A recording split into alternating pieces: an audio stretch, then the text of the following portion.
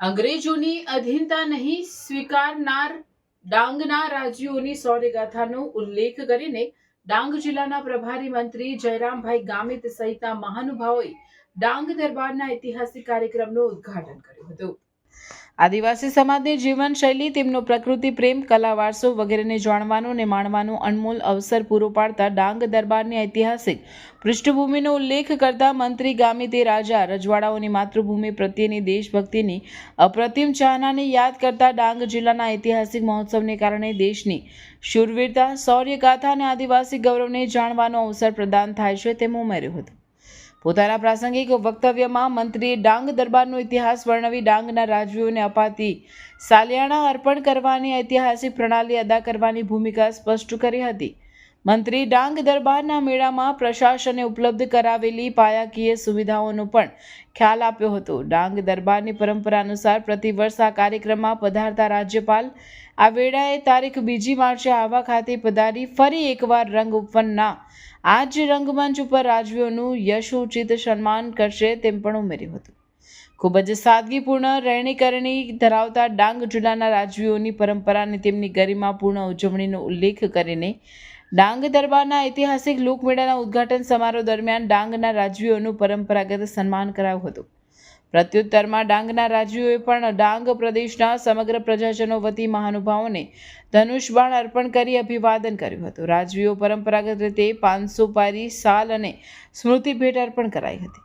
પોતાના પ્રાસંગિક વક્તવ્યમાં લોકસભાના નાયબ દંડક અને વલસાડ ડાંગના સાંસદ ધવલભાઈ પટેલે ડાંગ સહિત સમગ્ર રાજ્ય અને દેશના વિકાસની રફતારનો ખ્યાલ આપી આગામી દિવસોમાં ડાંગ દરબારની ઉજવણીને વધુ ગરિમાપૂર્ણ બનાવવાની પ્રતિબદ્ધતા વ્યક્ત કરી હતી. પટેલે વડાપ્રધાનના વિઝનનો ખ્યાલ આપી અતુલ્ય ભારતની ભૂમિકા સ્પષ્ટ કરી હતી. ગુજરાત વિધાનસભાના નાયબ મુખ્ય દંડક અને ડાંગના ધારાસભ્ય વિજયભાઈ પટેલે ગુજરાત અને કેન્દ્ર સરકારને કારણે વિકાસના માર્ગે અગ્રેસર થયેલા ડાંગ જિલ્લાના વિકાસ પ્રકલ્પો આગામી દિવસમાં જિલ્લાની ગરિમા વધારશે તેમ જણાવ્યું હતું. ખાસ કરીને ડાંગની પાણીની સમસ્યાના કાયમી ઉકેલ માટે વિચારાધીન સંભવિત પ્રકલ્પોનો પણ તેમણે આ વેળાએ ખ્યાલ આપ્યો હતો.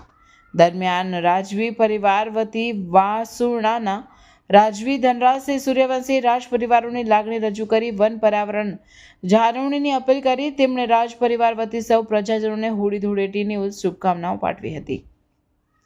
કાર્યક્રમના પ્રારંભે મહાનુભાવોનું શાબ્દિક સ્વાગત કરતા કલેક્ટર સુશ્રી શાલિની દુહાને સૌને ડાંગ દરબારમાં આવકારી હોળી ધૂળેટીના તહેવારોની શુભકામના પાઠવી. ડાંગ દરબારના રંગારંગ ઉદ્ઘાટન સમારોહમાં ઉપસ્થિત રહેલી જનમેદનીને અહીં ડાંગની સાંસ્કૃતિક ઝલક રજૂ કરતા ડાંગી નૃત્યો સહિતના સાંસ્કૃતિક કાર્યક્રમો પણ નિહાળવા મળ્યા હતા.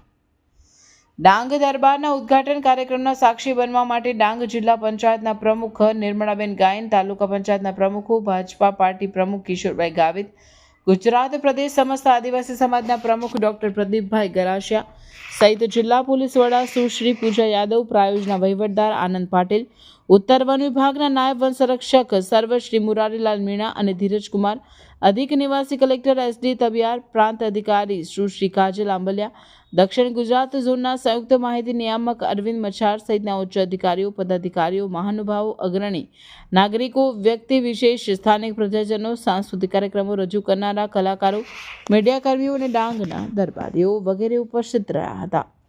રિપોર્ટર રમેશ મહાલા, ડાંગ.